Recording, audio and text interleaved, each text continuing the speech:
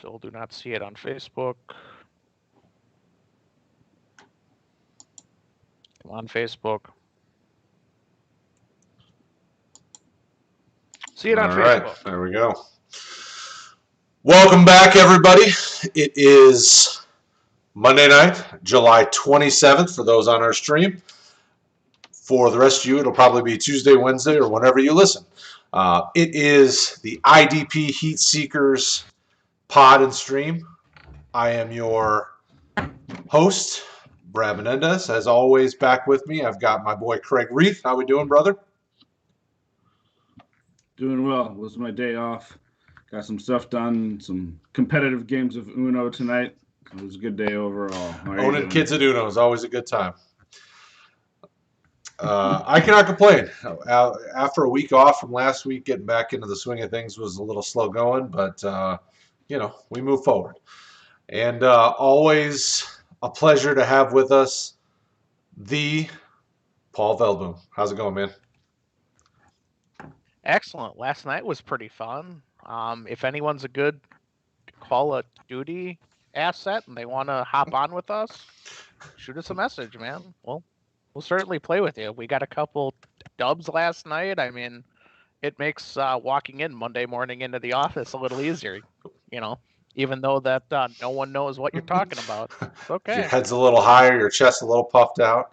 You beat some kids in their mom's basement on video games. You feeling good about it? I know how that goes. And it was exciting. It was a good time. Definitely some of the best games we had in a while last night because there was some good stuff going on. And Paul said good assets. I can't say that I'm very good, but lucky. So if you're a lucky Call of Duty player, we'll take you too. Because sometimes, just like in fantasy football, it's all about the luck. So with that being said, tonight's episode is going to be fun. Thank you for anybody who's been streaming, whether it's on YouTube or the podcast over on Apple or Stitcher, Player FM, Google Podcasts, all those places. It's been getting some good feedback, so I appreciate all the folks that have been taking a listen and taking a look and spending some time with us. As a reminder, if you've got questions, we answer them live on the Monday night show on YouTube or Facebook, wherever you're watching us. So if you want your IDP or fantasy football related questions answered, find us there and we will take care of you. But for tonight, it's going to be a fun night. We're going to be talking IDP strategies, a little more specifically centered around redraft, because there are IDP redraft leagues and there are quite a few of them. So we wanted to talk about, we've talked about in the past on some of our previous episodes, draft strategies from a dynasty perspective. And if you remember correctly, and if you haven't, make sure to go back and listen. We started drafting guys in about the 5th round of a dynasty IDP draft. So I wanted to talk tonight with you guys and get your opinions about maybe a little bit more redraft centered.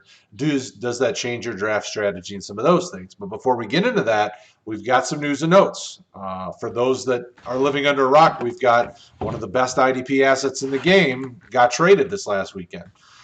Jamal Adams moved on from the Jets like he's been asking for what feels like a lifetime.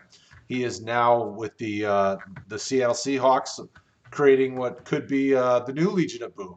Quandre Diggs, our boy Paul's boy Jordan Brooks.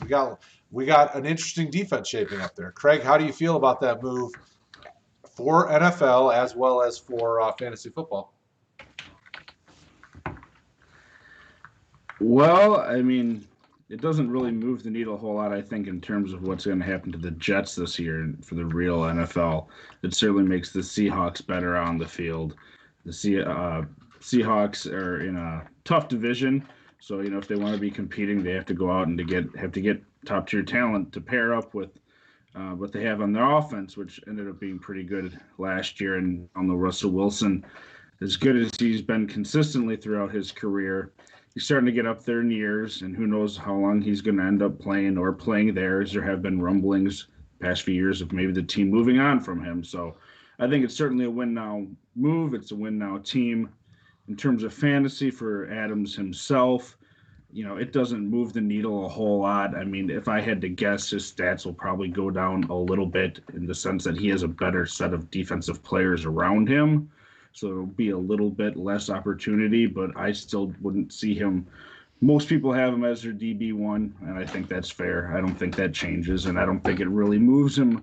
We'll see the next time we update them, but our Road to Heat IDP rankings, I don't see him really moving a whole lot. I think it really matters more for the pieces around him, more so the ones he's leaving behind in the Jets with that sort of vacuum of opportunity now that someone's going to have to be making up. What about you, Paul?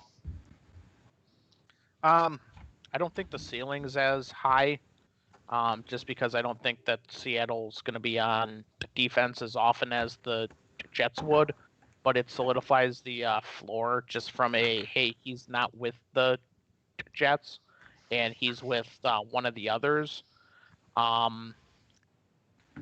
Blair is a center fielder, and Adams, yeah, he can play center field fine, but he's better off in that box safety spot, and Wagner's in that area, Wright's in that area, but I can't see them moving multiple firsts for him and just being like, okay, we're just going to use you for coverage in the deep third, and I just don't see it like that. I don't know if I see him finishing as the top safety, just because there are enough others with a monster opportunity, but it could happen. If he gets enough of the interceptions and the big ones, the fumbles and stuff like that, he might be first, but I think he'll finish anywhere between 3 to 7 overall, and you'll be happy with it. Yeah, I mean, it was a win-win for both teams in my mind. The Jets are in a rebuild, and they seem to be a bit all over the place with what they're doing anyway. Adams could have been a cornerstone piece of their rebuild. They decided to move him, but they get a haul in return. So I thought the Jets did a good job getting a return on that investment, because most people aren't giving up that amount of picks. Now, part of the equation is our teams, and this is probably more a conversation on our Devy show, but team scouting for 2021 are going to have a harder time. So are those picks better to be flipped for a guy that we know is a proven commodity? And I think Seattle pulled the trigger. And, we've talked about in the past, Seattle's not exactly the best at drafting, especially in the first round anyway. They seem to make some really strange selections. So why not trade the pick for a proven guy? He kind of, and I wrote an article over on Roto Heat, just kind of giving some quick thoughts on it. And he fills the Cam Chancellor role. He's an enforcer, big hitter, but he's just like Cam Chancellor. He's very smart. He's a big film room guy. He's always studying. And I think in that division, with the amount of speed and the amount of running that he will have to do, in handling running backs, I think he's the perfect kind of safety to either come down into the box or to help kind of lead that secondary. Because remember, it's a young secondary with guys that are still developing. So I think it's a win-win. IDP-wise, value-wise, it's probably very similar, like Kraig said. So, good move all around. I think it helps both teams in the long run, and it doesn't hurt Adams' IDP value, which is nice, because he could have gone plenty of other places and it could have upset his IDP value. So, Also, on a side note of that, this absolutely skyrockets Ashton Davis. Yeah. I think him and Marcus may get a bump, because I think both of them are going to get a lot of playing time, and I think they're going to get a lot of action. Ashton, the interesting thing for me is any rookie this year, it'll be interesting to see how quickly they get up to speed. Do they throw these kids into the fire and just let them kind of sink or swim, or not? But yeah, Davis, I mean, they drafted in the 3rd round, so you had to assume he was going to be playing sooner rather than later anyway. So, yeah, go ahead. Go ahead, Paul. Oh, okay. I think that Marcus May is on his last year there, and Davis is more of a hitter. I know he takes aggressive angles, sometimes too aggressive, but he's going to be he's not going to be playing center field often. And if they drafted him while still having Adams and May, I think he's going to see the field this year, but I think this is May's last year before he's a backup somewhere else. I really think Ashton Davis could be a DB1 for redraft if he can get mentally around the playbook. But who knows what that's going to look like? I know that's a little teaser for our next segment, but Yeah, absolutely. yeah. What were you going to say, Kraig?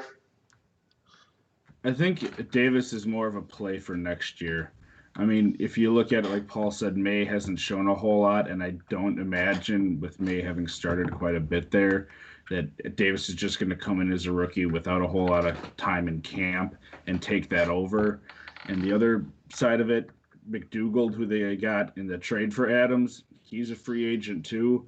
So if you have May and him starting this year, you're probably looking at a completely different starting safety tandem next year, which then they can slide in Davis if they like what they have in them after this year, wherever they want. So it does give them flexibility going forward. It seemed like McDougald was more of a salary dump for Seattle in the deal, because he obviously wasn't going to be playing very often.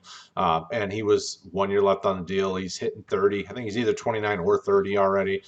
So it makes sense because New York gets a guy they can kind of plug and play if they need a veteran to start for a team that's going to win 5 games or I don't know, whatever they're going to win. Interesting move all the way around. I think it was really smart, and I'm really interested to see if there's other teams as we move into the training camp season, because obviously training camp is on us. Players have started reporting over the weekend, and most of them officially report tomorrow. Do more teams trade their first rounders next year because of the lack of the ability to scout and get a real clear picture on some of these guys that, because some of the top players in the class are very big injury risks or guys that are coming back from injury. Do you see them anymore before the draft next year? It'll be really interesting to see how that plays out over the next 6 months. And, I think Seattle kind of tried to jump that curve and make that move. And kudos to them. It was a bold move, and I hope it pays off for them. Speaking of... Dodgeball reference. Yeah, that's I know. what I got. That's what I did. I'm the movie reference guy. Paul's the... I got it. Paul's the other guy. So I'm the go-between between the two of you, apparently. You are. So that being said, the other big piece of news is we've already started seeing COVID cases rise in the NFL, which is expected. They're not in a bubble. These guys are all coming from wherever they were, which, you can be asymptomatic and all these other things. So big names that have been receiving positive tests so far. Rookie Justin Jefferson in Minnesota, which is obviously offense related, but that's a big name. I think it's interesting, some of these guys, because most of the guys, it won't be a problem. They'll get better in a couple weeks and they'll be good to go. Be interesting to see how many guys have it in the first, week or two, because they'll be good to go by the time the season starts. We have no preseason games, so the preseason is off the books. And they're going to have, like 21 days of strength and conditioning, and then they're going to get on the field some and ramp up for September. But, we've got a month and a half before we see football, and these guys, that get this early could be good to go come September. Kraig, how do you feel about all these things that you've been hearing about? What's your gut tell you about all that? And, just kind of give me your thoughts and feelings on it. So from clearly a real life position, this is nothing to joke about and make light of in any sort of way, but looking at it at a fantasy perspective, because that's what our topic is here tonight, it really just makes a mess of things. And even more so than the people that necessarily get it, because, again, a lot of this is speculation, but there's rumors out there that for the most part, if you get it once, they don't think that you can get it again or something. But there's people already being put on this NFL COVID sort of list, if you will, that have been around people that have gotten it that may not have it themselves, but they still have to be sort of away from other people and have those negative tests before they can come back. So you could see players theoretically hitting this list multiple times during a season. There was originally this thought out there, it seemed quite a bit earlier this summer, of, once they're on it for the 2 or 3 weeks, they're going to come back and you don't have to worry about it. I think that's really jumping the gun. There's a lot of unknowns, and since we don't know how this is going to work, we spoke on it a little bit last week, we just have to be adaptive as team owners and then people just participating in league decision making on how we want to address this. And I think Paul made the point last week, feels like a year ago sometimes. If you're not being proactive and addressing this now, you're doing yourself and your league a disservice. You have to sort of have some sort of fail-safe to be able to expand rosters in the sense of IR, if your system will let you put people on it, taxi squads, just expanding your bench, figure it out as a league and go from there. But some sites, and we discussed it beforehand, like Flea Flicker, are already having a designation for players that are going on this NFL list, which I think if we're seeing this sort of proactivity from sites, it's only going to help us as leagues and team owners be proactive as well and do the best that we can with it. Paul, what are you thinking? Yeah, 100% behind that. I remember saying 2 months ago that we should have an unlimited IR for this and got laughed at. That's looking like the reality right now. You need to figure out either with a taxi squad. I don't know if I'd do it as expanded roster spots. But if that's your only option on the platform that you're on, okay. But if you have IR or taxi, that's the way. Also, we should clear up, it's not Jefferson who actually has it, but he was in contact with someone who did. So just to clarify that, but yeah, it's going to be interesting. You're going to be this is the Monday night show, not the Tuesday night show, but he's the only one who has it, so he's someone we're going to discuss right now. If you have rookies that you selected in the top 20 of the draft this year, expect that you're going to be seeing them in your starting lineup, not necessarily because you want to, but because you're forced into it. Just expect it at this point. Yeah, I mean, and it's going to be tougher for, so I only have one league, my original home league that's been running since the 90s, I believe. They don't do waiver wire. So it's you draft them at the beginning of the season and then everything's closed down and the only way to make things is trading. So I've been having the conversation with the other commish. It's like, we've got to change things this year. It's got to be different because there's no way, like, it's going to crush teams if we can't figure out ways to pick up guys. And so we've been having that conversation and trying to put that together just so that it's ready. The nice thing is with no preseason and the season's still a month and change out, leagues like mine that take forever to finally make a decision and move forward will still have enough time to get it together. Because that's it's inevitable that the big names that, on some of the big names on my roster, the Lamar Jacksons of the world, these guys are going to be unavailable for a little bit of time, potentially. So just be prepared from an IDP perspective. You're going to see guys come up, maybe even guys like the Jamal Adams that we just mentioned that might be unavailable. Well, think about guys like Ashton Davis or some of these other rookies, depending on your league size, they could get some playing time and may see some value for you. So don't rule out picking up guys like that just because they're either young or maybe not in necessarily a starting role. They're going to get some playing time this year for sure. Kraig, were you going to say something? Also to 100% just add on to that, it's a lot easier to say that the defense, okay, if Cook sits out, we hope that Madison picks up the stats. It's a lot easier of a apples to apples if you have the so-and-so middle linebacker. All of a sudden now it's the 6th round rookie, the 7th round rookie. It's apples to apples a lot more often defensively than it is offense. Yeah. That's all. What about you, Kraig? You look like you're about to say something. One of the things that's really going to matter is how specific and how, well, deep clearly, but how specific your IDP player designations are. And by that, I mean, if you think about wide receivers, every team has a bunch of wide receivers. If you have defensive backs, that widens up the field a lot more. And it isn't even so much there, but I'm going to say if you play in like a defensive tackle specific league, you're probably going to have to go digging and get to know some guys that you really haven't looked at a whole lot. It's sort of like it's positional scarcity, I guess is the best way to put it. Talk about quarterbacks in the Superflex League.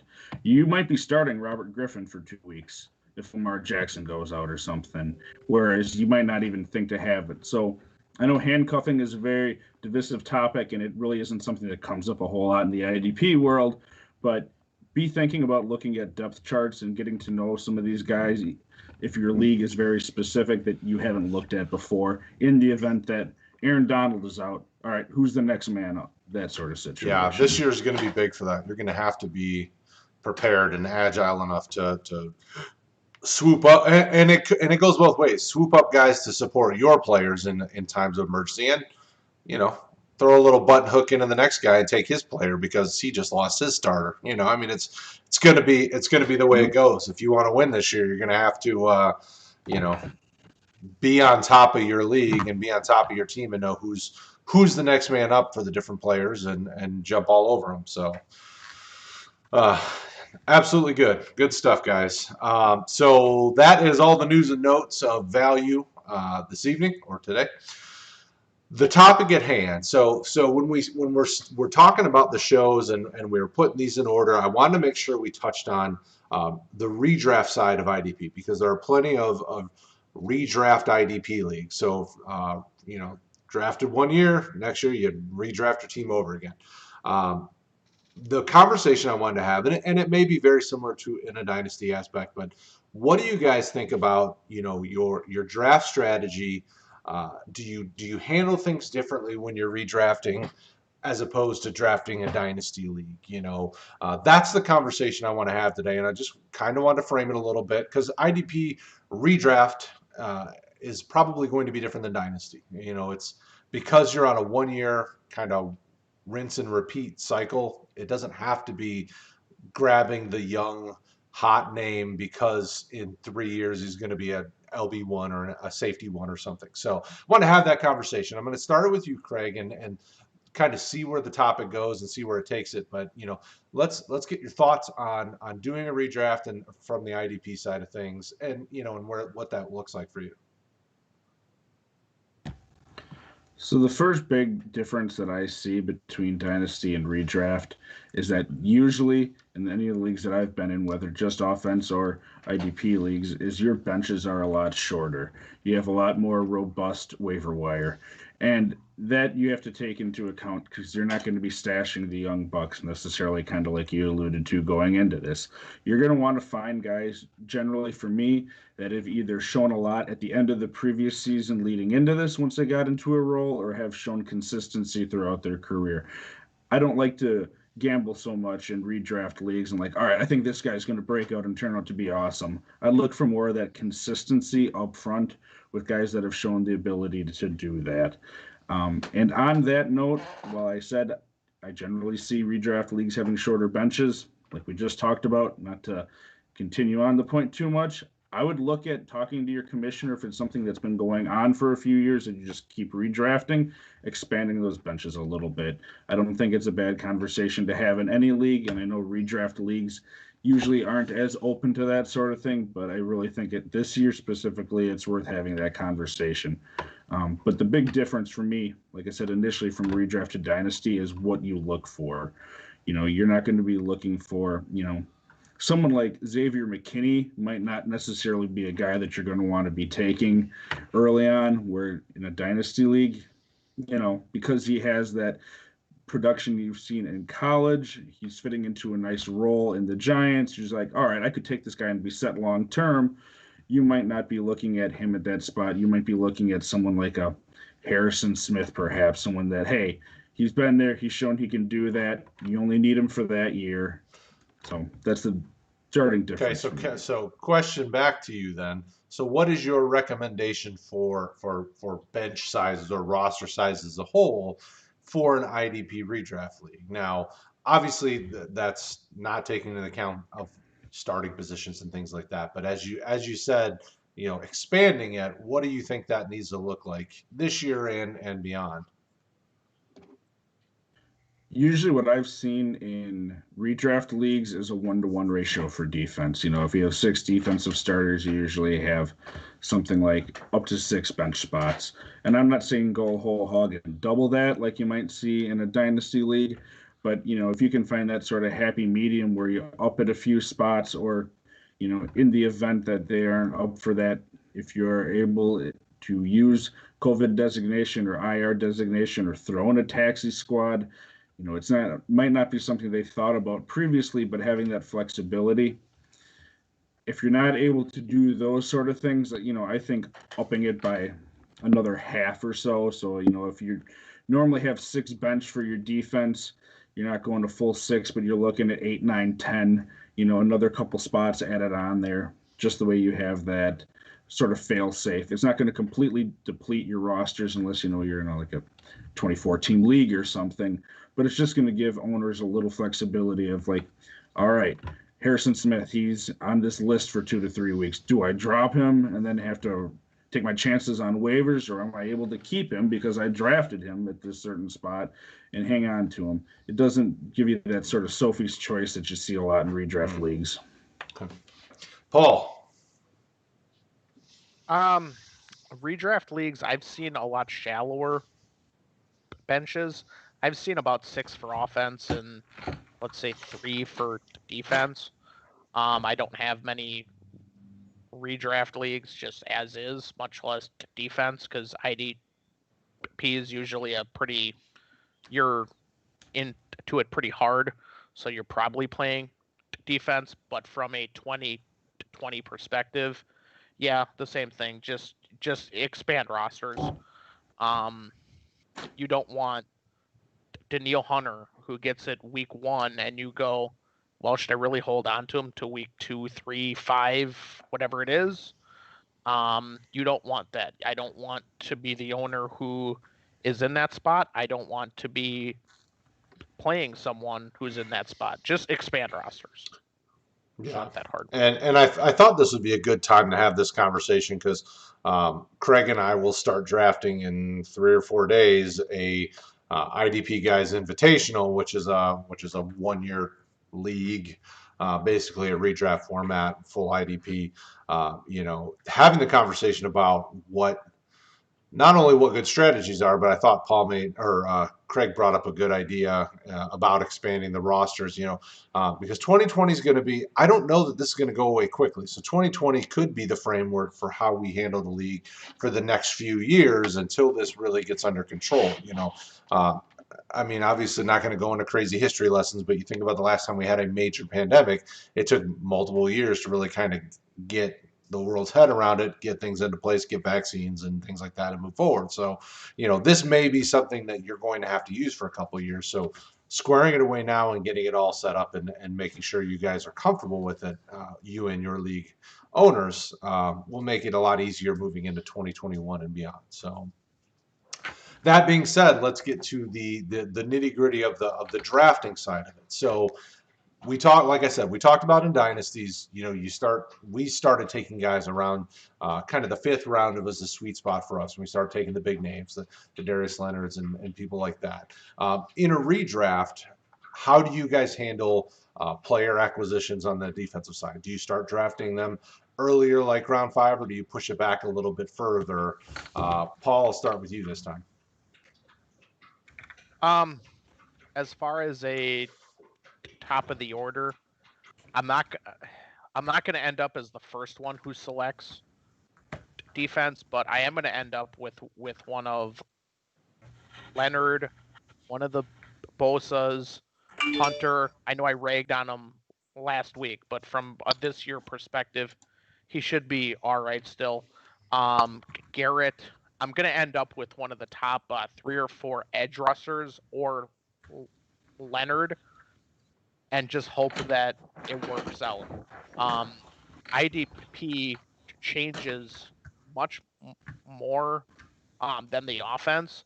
So at least in Dynasty, I can say, all right, I'm going to grab your Delpits, your McKinneys, and say, okay, a year from now, you should end up as being fine. Versus on the offense, you're going, well, I hope that Denzel Mims works out for next year, you can make a reasonable assumption that the defense is going to hit a lot faster. But you're not sure of it. I'm still heading for one of those top 4 or 5 overall assets. Like I said, I won't be selecting them first because it's a redraft. You don't know when everyone else is thinking about it, unless it becomes super obvious and it's like round 7, round 8 or something. But I want to end up with the 3rd, 4th, or 5th IDP off and go from there. Yeah, it makes sense to try to be ahead of the curve, and and in Dynasty it looks a little different. For me, I think it pushes it back. My sweet spot's kind of like a round and a half, 2 rounds. So kind of mid 6th to 7th round, I would start thinking about it. And for anybody who listens before we start our IDP Guys Invitational this weekend, that's probably where I'll start drafting IDPs. Probably 6, 7, somewhere in there. In Dynasty, I want to make sure I get the guys that I think are elite. So 5th round was comfortable for me. Kraig, what's your take on that? Is there a hard fast method you use, or do you just kind of see how the draft unfolds and what people are doing? The IDP Invitational will be much different than the other leagues that I've played in before, in the sense that, it's clearly, I'm assuming, but at least half people, that know a lot about IDP, you're going to have probably a few dipping their toes in it to see what's going on to raise money for a good cause, which is great.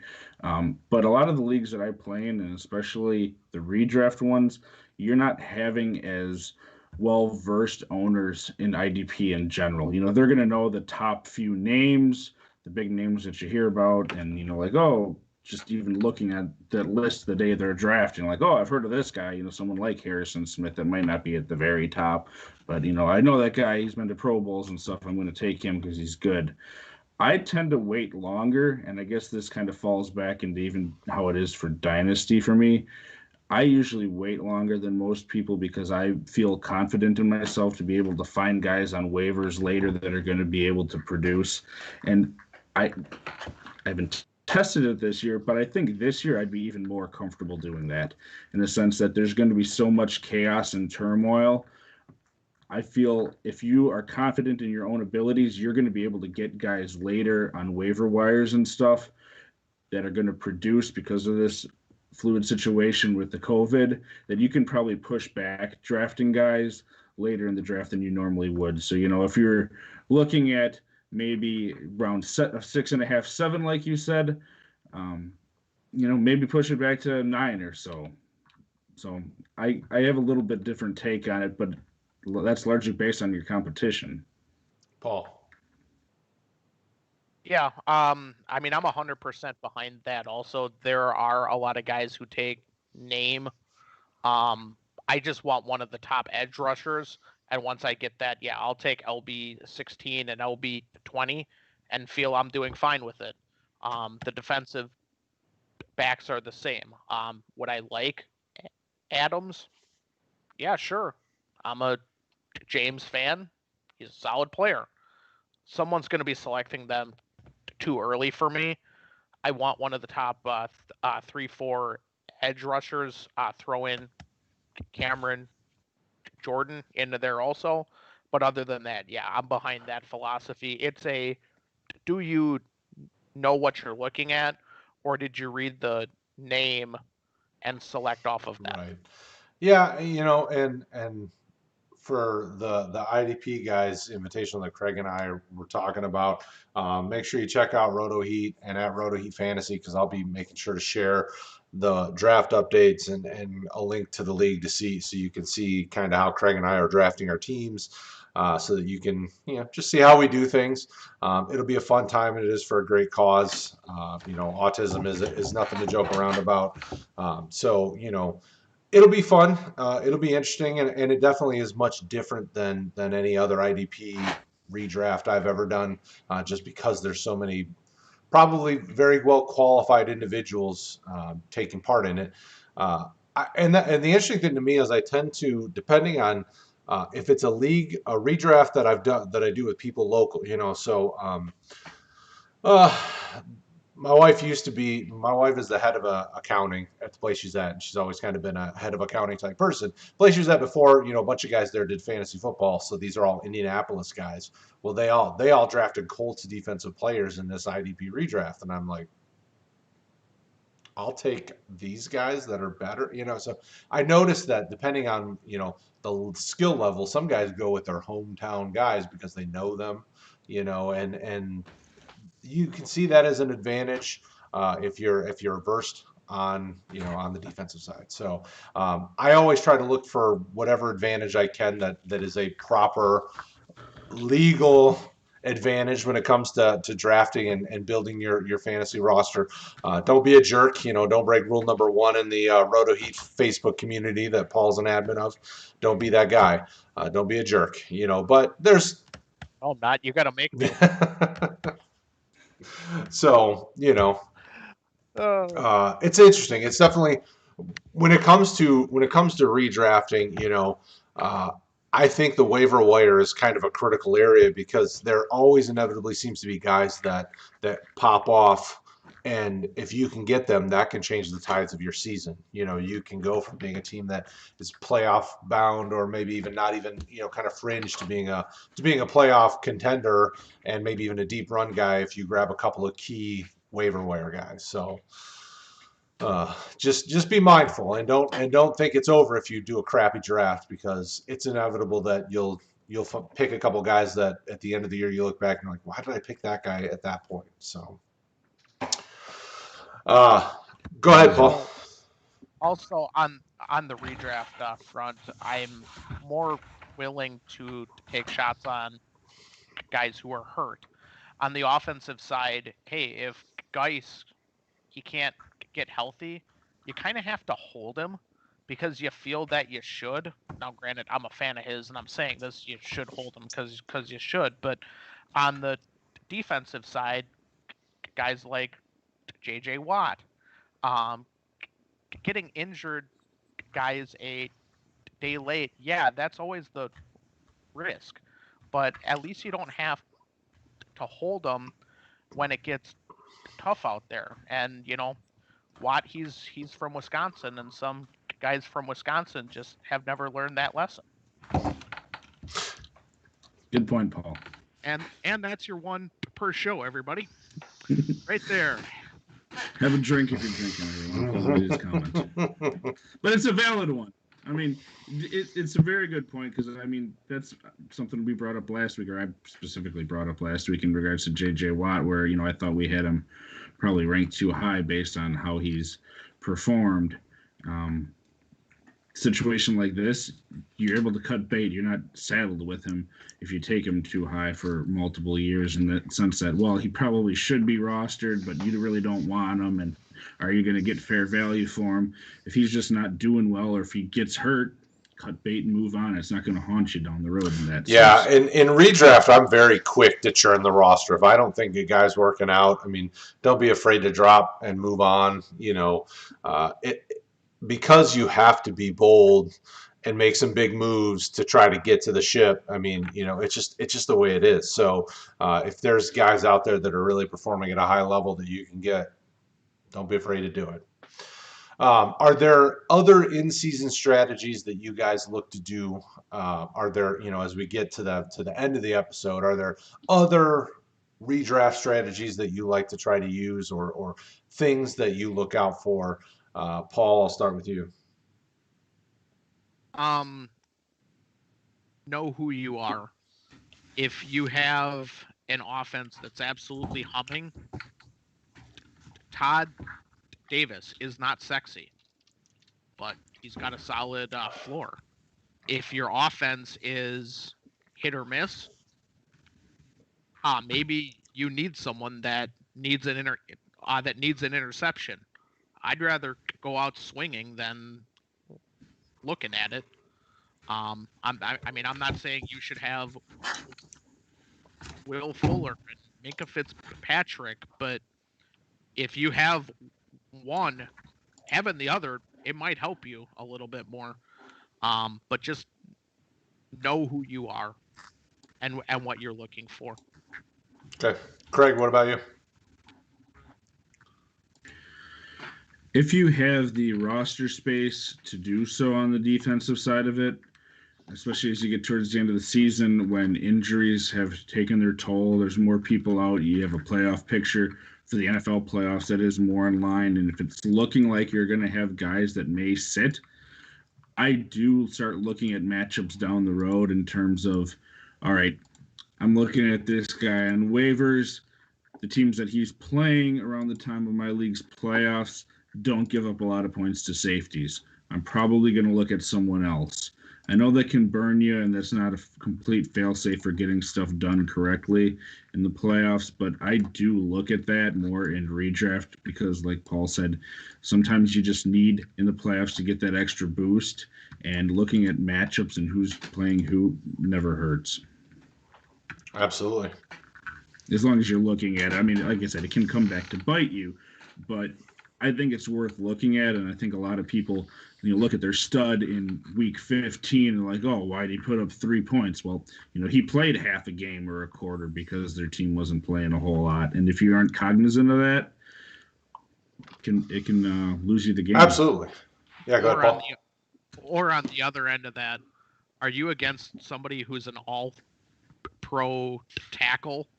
Or are you against someone who's only out there because the guy in front of them is on COVID IR? Yep. If you're playing the 6th round rookie tackle, you can expect a sack out of that guy, at least. Yeah, probably more. Yeah, Yep. and that's a good thing to note for any season. Not only, I mean, obviously the COVID stuff isn't going to be there every year, but know your matchups, know who your team is facing, and kind of their strengths and weaknesses, and don't be afraid to bench a big name if they're just in a brutal matchup, because especially in redraft, you only get one chance each week to get that dub, and you want to make sure you get the best chance for it. So just know your matchups, and we tend to. I've put out plenty of weekly start sit type articles, and I know that we'll be doing that again this year. IDP focused guys that are going to be, we expect to be big hits each week. So keep it locked to rotoheat.com. It'll help you in the long run, and we'll make sure that we get you some good information. As we close the show, I'll just give you guys a second. Kraig, do you have any final thoughts or anything else you want to make sure you say before we end it? One thing that you just said there made me think of this, and this is nothing I've run into because I haven't done the sit-start sort of stuff before. But if you go on any sort of platform looking for sit-start advice, whether it's redraft or dynasty, and you take someone's advice and it doesn't pan out, remember that the culpability ultimately starts and stops with you. It isn't Brad or someone else going in and putting your lineup in for you. We're all prognosticating to the best of our ability. We're probably going to be wrong more times than we're right if we're doing this on a weekly basis. We're trying to get to the other side of that, but realize no one's perfect, and you can't be blaming someone else for how your fantasy season goes. If you're the one responsible for putting in your lineup, you want to go get advice, it's great to get advice, but go with what you think in the end, because that way, at least if you went with your gut, you're not second-guessing someone else because you went with their advice when they had no control over it, really, and they weren't really vested in it either. If I'm asking Brad who I should play against Brad this week, probably not the best idea.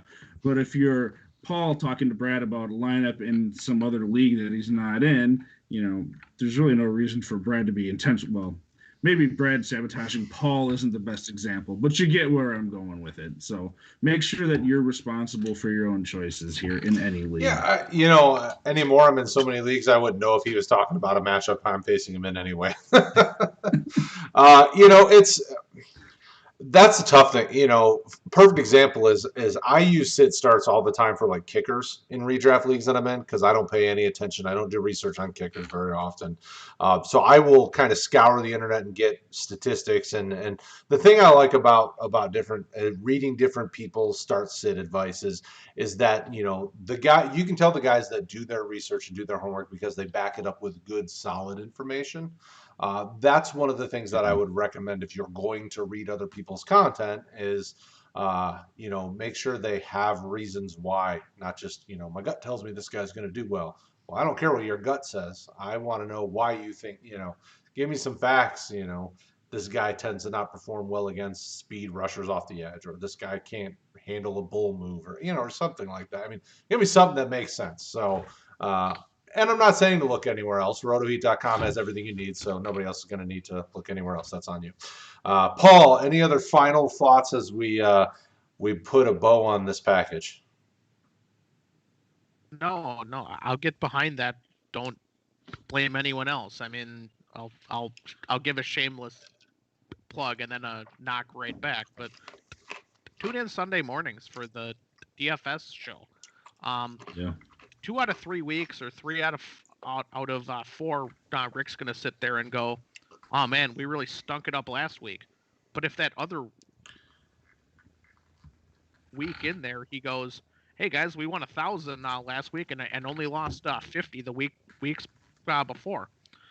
I mean, we're all trying here, and at least from a defensive side, we can sit here and go, "Okay, this corner is not someone I want out there. You want that receiver this week." I'll be on there most Sunday mornings, maybe not with my headset on, but I'll be on there so that I can either make fun of Rick or, because that's my job around here. But I'll be on there to help with the defensive side in the matchup. Paul is definitely the bane of Rick's existence, that's for sure. And I think, you were helpful last night, which I think is a role you do. Dub mode. And that's a good point. So make sure you guys, for those that are watching the stream, you guys probably are watching other streams, and I appreciate that. For anybody who listens to this after the fact, we stream nightly, Monday, Tuesday, Wednesday, Thursday, Friday, and then Sunday mornings during the season for kind of a DFS kind of start, sit, focused type show. We cover everything. Friday night is a DFS specific show. Thursday nights, Paul and I talk Devy. During the season, we'll probably be talking college ball if anybody plays. Wednesday nights is our redraft show, and Tuesday nights is just your straightforward dynasty fantasy football show. RotoHeat.com is a place full of guys that are all trying to move in the same direction. We're trying to provide good quality fantasy football content and not be a jerk about it. We're all here. We're all playing a game. We're all having fun.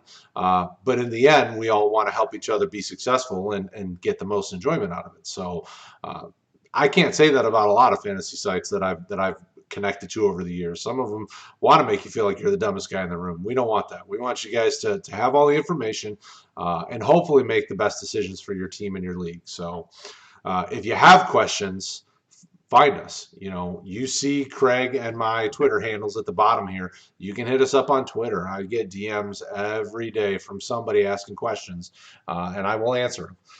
Paul is our Facebook community admin, the ultimate ban hammer of the Facebook world, and he's there. He's chatting with people.